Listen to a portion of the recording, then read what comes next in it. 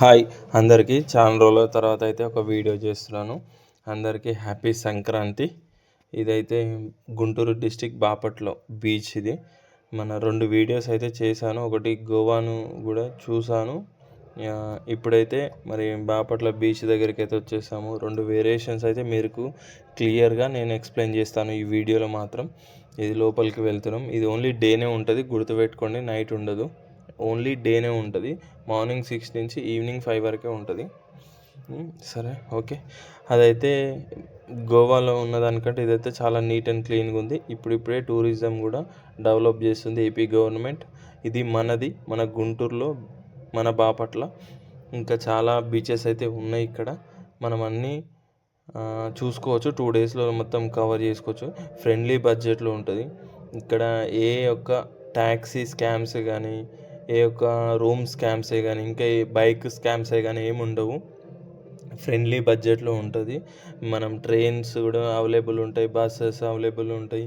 మనం ఇక వెహికల్స్ వెళ్తే మాత్రం ఇంకా సూపర్. ఇక్కడ సీ ఫుడ్ కూడా దొరుకుతుంది. Sea food, prawns, fish live ఉంటుంది ఇక్కడ. సూపర్ అంటే సూపర్ ఉంటాయి. మరి మీరైతే చూసుకోండి.